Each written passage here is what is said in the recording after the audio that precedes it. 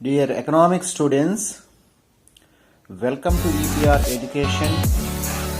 Today in this video class, now we are explain the law of diminishing marginal utility and are its limitations from second lesson, theory of consumer behavior. So రెండవ lesson వినియోగదాని ప్రవర్తన సిద్ధాంతంలో క్షీణోపాంత ప్రయోజన సిద్ధాంతాన్ని వివరించి దాని పరిమితులు లేదా మినహాయింపులు తెలుసుకుందాం. Introduction is law of diminishing marginal utility. Law of diminishing marginal utility refers to the common experience of every consumer. ప్రతి వినియోగదారుని యొక్క నిత్య అనుభవాన్ని ఆధారంగా చేసుకొని ఈ సిద్ధాంతంని వివరించారు. This law was originally explained by H H Gossen in 1854. 1854లో మొట్టమొదటిసారిగా H H Gossen Hermann Heinrich Gossen అనే ఆర్థికవేత్త ప్రతిపాదించారు. Hence it is called Gossen first law of consumption. అందుకే దీన్ని గాసిన్ యొక్క మొట్టమొదటి వినియోగ సూత్రం అని అంటారు. Later it was developed by Alfred Marshall in scientific manner. శాస్త్రీయముగా దీన్ని అభివృద్ధి చేసినది ఎవరంటే Marshall. Next second one, definition. According to Alfred Marshall, the additional benefit which a person derive from a given increase of his stock of a thing diminish with every increase in the stock of that he already has. So ఇక్కడ మీరు గమనించాల్సింది ఏంటంటే the additional benefit which a person, ఒక వ్యక్తి యొక్క అదనపు ప్రయోజనం అనేది derived from a given increasing of stock, అతని వద్ద స్టాక్ని అంటే వస్తు నిల్వని పెంచుకుంటూ వెళ్ళినట్లయితే of think diminish with every increasing in the stock, ప్రతి అదనపు విలువ నుండి వచ్చే అదనపు ప్రయోజనం అనేది తగ్గుతుంది. So this is definition. So according to law of diminishing marginal utility, the additional benefit derive from the additional stock with diminishing level. Next, this theory explain basis on two main concepts. One is total utility, second one is marginal utility. Total utility short form TU, marginal utility short form MU. So total utility means the total utility is total amount of satisfaction which a person derives from the consumption of all units of the commodity. ఒక వ్యక్తి యొక్క మొత్తం వినియోగం నుండి వచ్చే మొత్తం సంతృప్తి అంటే మొత్తం సంతృప్తి స్థాయిని టోటల్ యూటిలిటీ అంటారు. So the total utility expressed in this formula TUN is equal to F of QUN. That means TUN, N commodity of total utility depend upon QUN. That means QN, N commodity quantity, F means functional relationship. Next, marginal utility means the marginal utility is the additional utility obtained from an additional unit of a commodity consumption. అంటే ఒక అదనపు వస్తు యూనిట్ని వినియోగించటం వలన అదనంగా వచ్చే ప్రయోజనాన్ని ఉపాంత ప్రయోజనము లేదా మార్జినల్ యూటిలిటీ అంటారు.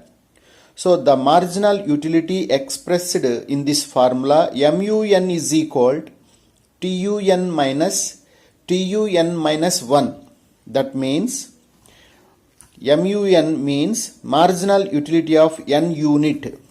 TUN is equal total utility of N units. TUN minus 1, total utility of N minus 1 units.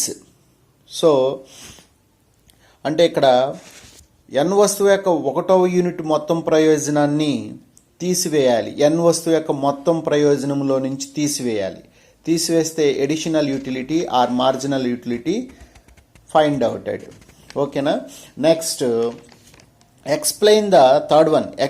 Explanation of this law. According to this law was, we go on consuming a commodity, the additional satisfaction from additional units goes on diminish. Diminish means decrease, ante taggipovatam. With every success unit of commodity consumed till it drop to zero, and if the consumer is forced to take more satisfaction may become negative, or the utility change into disutility. This law can be explained with the help of the following table. So ఇక్కడ మీరు గమనించాల్సింది ఏంటంటే, according to this law as we go on consuming A commodity, అంటే ఈ సూత్రం ప్రకారం మనం వస్తువుని వినియోగించుకుంటూ పోయినట్లయితే the additional satisfaction from additional unit goes on diminish. ప్రతి అదనపు వస్తువు యూనిట్ నుండి వచ్చే అదనపు ప్రయోజనం తగ్గుతూ, with every successive unit of commodity consumed, ప్రతి వస్తువు యొక్క యూనిట్ని వినియోగించుకుంటూ సక్సెస్ఫుల్గా వినియోగిస్తూ ఉంటే till it drop to zero, అలా వెళ్తూ ఉన్నప్పుడు మన యొక్క సాటిస్ఫాక్షన్ అనేది జీరో లెవెల్కి వస్తుంది. After next that utility will be continuous negative level. So this type of 3 changes focus on table. So the units of the commodity, that means apples, 1 to 7 units are taken in this table. Total utility measured in term of utils, అంటే యూటిలిటీని యూటిల్స్లో మనం కొలవటం జరుగుతుంది. Next marginal utility, third column is marginal utility. So first Apple, the consumer first Apple consumption given to 20 utils. Marginal utility also 20 utils because of 20 minus 0, 20, first one. Next, immediately the consumer take to 2 apples given to total utility 35 utils. So marginal utility 15 utils. How to get the marginal utility? First apple given to 20 utils, second apple 35 utils. So 35 utils minus 20 utils given to 15 utils. So the consumer continues 3 apples, 4 apples, 5, 6, 7 apples. The total utility will be maximum level at 4th apple, 50 utils. 5th apple also 50 utils maximum. So 1 to 4 apples given to increasing level of total utility, but 5th apple is maximum. So then marginal utility 0. Next 6th and 7th apple also consumed, total utility will be decreased from maximum level. So maximum level నుంచి decrease అవుతుంది 45, 35. But marginal utility go to negative level from 0 to 0 నుండి negative level -5, -10. So this is the law of diminishing marginal utility table. In the above table, as the quantity of apples increases from first to 4 apples, the total utility increase from 20 to 50 utils at a diminishing rate. Diminishing rate లో total utility అనేది 20 నుంచి 50 వరకు increase అవుతుంది 4th Apple వరకు. But marginal utility is decrease from 20 to 5 utils. 20 నుంచి 5 యూటిల్స్కి diminishing లెవెల్లో తగ్గుతూ వస్తుంది marginal utility. At 5th apple, total utility is maximum, but marginal utility becomes equal to 0. 5th apple వద్ద total utility maximum కి వచ్చినప్పుడు marginal utility zero అవుతుంది. After this point total utility is decreasing and marginal utility becomes negative. Total utility decrease అయినప్పుడు marginal utility becomes negative, minus రుణాత్మకంగా మారుతుంది. This law can be explained with the help of the following diagram. ఇప్పుడు డయాగ్రామ్లో చూద్దాం ఈ సిద్ధాంతం యొక్క వివరణని. In the diagram on the X axis is apples and Y axis on the Y axis total and marginal utilities are shows. X అక్షం మీద యాపిల్స్ని, why అక్షం మీద టీయుఎంయులను తీసుకున్నాం. టోటల్ యూటిలిటీ, మార్జినల్ యూటిలిటీని తీసుకున్నాం. Next TUC means total utility curve, మొత్తం ప్రయోజన రేఖ is the total utility curve and MUC is the marginal utility curve. MUC ఉపాంత ప్రయోజన రేఖ. The total utility curve is sloping upwards initial and reach maximum level at point H. So H బిందువు వరకు total utility curve TUC రేఖ ప్రారంభం నుంచి increase అవుతుంది, upward పైకి వెళ్తూ వస్తుంది. At this stage is MUC becomes zero at point M. అదే సమయంలో M బిందువు వద్ద MUC రేఖ ఉపాంత ప్రయోజన రేఖ జీరోగా అవుతుంది, ఎక్స్ అక్షాన్ని ఖండిస్తుంది. at fifth apple. As the TUC is decreased after H point, the marginal utility becomes negative. So H బిందువు తర్వాత TUC రేఖ మొత్తం ప్రయోజన రేఖ దిగువకు వాలుతున్నప్పుడు మార్జినల్ యూటిలిటీ కర్వ్ అనేది నెగిటివ్ లెవెల్లోకి వెళ్తుంది. So marginal utility curve is below from X నుండి దిగువకు వెళ్తుంది. So the relations between TU and MU, the relations between TU and MU can be explain in the following manner. So మొత్తం ప్రయోజనానికి ఉపాంత ప్రయోజనం మధ్య ఉన్న సంబంధం 3 పాయింట్స్లో తెలుసుకుందాం. When total utility increase at a diminishing rate, marginal utility falls but positive. So ఇక్కడ మొత్తం ప్రయోజనం అనేది తగ్గుతున్న రేట్లో పెరుగుతుంటే ఉపాంత ప్రయోజనం అనేది ధనాత్మకంగా తగ్గుతుంది, పాజిటివ్ స్లోప్లో తగ్గుతుంది. Second one, when total utility maximum marginal utility equal to zero. అంటే ఎప్పుడైతే మొత్తం ప్రయోజనము గరిష్ట స్థాయికి చేరుకుంటుందో ఉపాంత ప్రయోజనం సున్నాకి సమానం అవుతుంది. Third one, when total utility decrease marginal utility negative. ఎప్పుడైతే టోటల్ యూటిలిటీ తగ్గుతుందో మార్జినల్ యూటిలిటీ ఉపాంత ప్రయోజనం అనేది నెగిటివ్ అవుతుంది. Next, law of diminishing marginal utility explain bases on some assumptions. So which type of assumptions are taken this theory? One is, this law is based on cardinal utility. ఈ సిద్ధాంతం అనేది cardinal utility ఆధారంగా విశ్లేషించారు.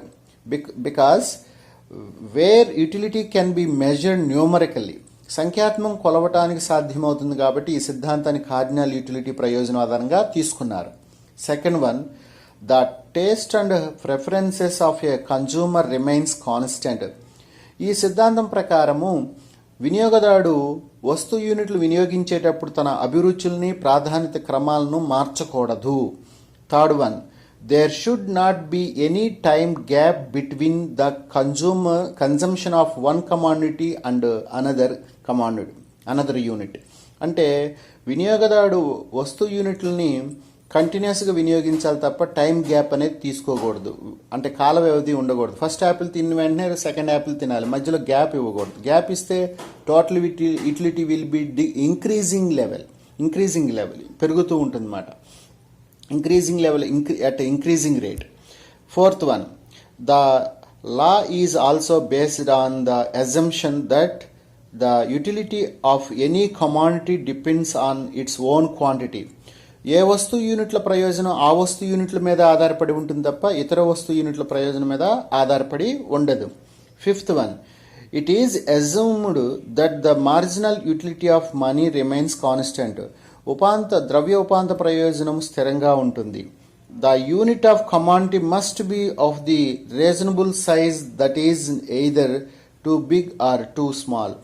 మరీ మనం వినియోగించే వస్తు యూనిట్లు మరీ పెద్దవిగా ఉండకూడదు, మరీ చిన్నవిగా ఉండకూడదు.